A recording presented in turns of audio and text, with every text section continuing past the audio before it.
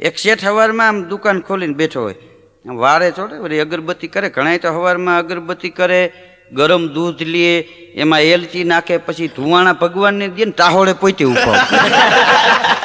પાછા કે વાહ પરમાત્મા તારી દયા છે, હવે આ દયા કેટલા દી હાલે અમે જોઈએ એમ. એ શેઠ આમ દુકાન ખોલીને અગરબત્તી કરીને આમ બેઠા હતા, આમ તકિયાનો ટેકો નાખીને. ત્યાં વળી ભિખારી આવે, શેઠ ભગવાનના નામ ઉપર એકાદો રૂપિયો આપો. શેઠ રૂપિયો આપે. વળી બીજે દી દુકાન ખોલી, બીજે દી હજી શેઠ અગરબત્તી કરીને આમ બેઠા. ત્યાં વળી ઓલો જઈને કે શેઠ ભગવાનના નામ ઉપર રૂપિયો આપો. ગરાગ નો આવે ત્યાં ભિખારી આવી ગયો. એ ઉપરા પેલા 8 દી આવું હાલ્યું. શેઠની સોટલી ખીતો થઈ ગયેલી. સવારમાં આમ દુકાન ખોલીને અગરબત્તી ખોલીને હજી આમ જ્યાં શેઠ તકિયાને ટેકે બેઠા ને ત્યાં ભિખારી આવ્યો. શેઠ ભગવાનના નામ ઉપર એકાદો રૂપિયો આપો. શેઠ કે રોજ રોજ ભીખ માગતા શરમ નથી થતી? ઓલો કે તો મહિનો બાંધી દો ને, દર મહિને 30 રૂપિયા આપી દેવા, મારે રોજના થકા નહીં. એક જણો દવાખાને ગયો, એ કે સાહેબ કે આંખોમાં તકલીફ છે. ડૉક્ટર કે ભાઈ આંખોમાં તકલીફ છે તો આ દવા લ્યો. એ દવા મોંઘી હતી એટલે એને લીધી નહીં. પછી મને એ ખબર, મેં કીધું આને આંખની દવા લીધી હતી શું થયું એમ. પછી મેં એને કીધું કે પોર તને આંખોમાં તકલીફ થઈ ગઈ હતી, દવા લીધી, લખી દીધી હતી, દવા તે લીધી નહોતી. એ મને ખબર હતી. તું દવા લેવા ગયો નથી, સીધો ઘેરે વયો ગયો હતો. તો આંખોમાં કેમ છે? મને કે હવે પછી લગ્ન થઈ ગયા ને તો એ આંખોના નંબર પગના તળિયે ઉતરી ગયા. જો 2 પગમાં મને કે કપાસ્યું થઈ ગઈ. પણ એ સારું, એ કે 8 દી ને 8 દી કાપી નાખું છે. આ નંબર કાપવા ક્યાં જવાય? એટલે મને કે જેને આંખોની તકલીફ હોય એને લગ્ન જ કરાવી નાખો. એ નંબર છે એ તળિયે વૈયા આવે એમ. હા, એ એક કેદી આમ સામો ઊભો રહ્યો ન્યાયાધીશની સામે. તો જેલર સાહેબે કીધું કે ભાઈ તું અહીંયા સામો ઊભો છો ન્યાયાધીશની સામે, પણ આમાં કદાચ તારો કેસ કેવો હાલે કાંઈ નક્કી નહીં. પણ બન્યું એવું, એ કેદી આમ ન્યાયાધીશની સામે ઊભો રહ્યો ને ન્યાયાધીશે કીધું કે સવારના પોરમાં તને ફાંસીએ ચડાવવામાં આવશે.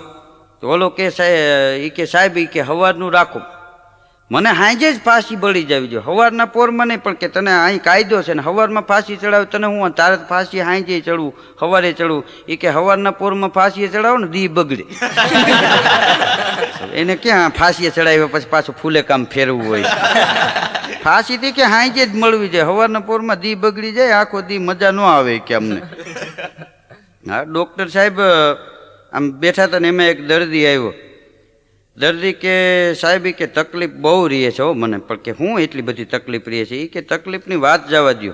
હું દવા લઈને અહીંથી ગયો ને એને વરસ થયું 1.5, તો હજી મેળે નથી આવ્યું. પણ મેળે નથી આવ્યું એટલે કે શું છે? એ કે આ વખતે દવા તો મારે લેવી જ નથી, હું પૂછવા આવ્યો છું. શું? એ કે 1.5 વર્ષ ત્યાં મને શરદી થઈ ગઈ અને દવા લઈ ગયો ને તમે એમ કીધું કોઈ દી નાતો નહીં, તેદુનો નાયો નથી એટલે હવે ના આવતો વાંધો નહીં. તો એ ડૉક્ટરને એમ થયું કે આવા નવા આયલા હવે અમારે શું કાઢી લેવું? પણ સારા જીવનની માણસના જીવનમાં મજા છે. માણસનું ખોળિયું મળ્યું એ મહત્વનું નથી, પણ હારોહાર માનવતા હોય ને એ માનવતાની મજા છે. ઘણા તો બેઠા બેઠા પોતાનો જ ફાયદો ગોઈતા રાખતા હોય. એક દીધ એક જણો બસ સ્ટેન્ડમાં જબરજસ્ત પૂઠામાં બોર્ડ મારીને આટા મારે. કોઈ પણ માણસે બાળકથી માંડી 80 વર્ષના સુધીના એ તમામે માણસોએ પાણી ઉકાળીને પીવું. જીવનની માલિપા શરીરમાં કોઈ દી રોગ ન થાય. બધાય માણસને બધાય નાના મોટાને વિનંતી છે પાણી ઉકાળીને પીઓ, પાણી ઉકાળીને પીઓ. તો એના ગામનો એ માણસ ત્યાંથી નીકળ્યો. એને કીધું કે તારે કાંઈ લેવા દેવા નહીં, તને કોઈ જાહેરાતના પૈસા આપે છે, તને ડૉક્ટર કાંઈ આપે છે? તો કે ના, માનવ સેવા કરવી. પણ કે આવી કોરે કોરી સેવા એ કે એમાં તમને ન ખબર પડે, એમાં મને લાભ છે. શું? એ કે કોલસાની દુકાન કરીશ. જે માણસને કહું છું એ બધા કોલસા મારી દુકાને લઈ જાય છે ને પાણી ઉકાળીને પીએ છે ને મારું હાલ્યા રાખે. મને કે હું તો ફ્રીજનું પીવું છું. બોલો, ગામને ઉકાળીને પાતો હતો ને પોતે બેઠો બેઠો ફ્રીજનું પાણી પીતો હતો. આ એક શેઠ તો હાવ આમ બકાલું સસ્તું મળે એટલા માટે થઈને લખર વખર લુગડા પહેરી લે અને આમ શાક માર્કેટમાં બકાલું લેવા નીકળાવે. શેઠાણી નહીં ન જવા દે, હું જઈને લઈ આવીશ, તારે નથી જવું ત્યાં. તો પોતે જઈને આમ લખર વખર લુગડા ને બકાલું લઈને આવતા. એમાં એના એક મિત્ર હામાં મળ્યા.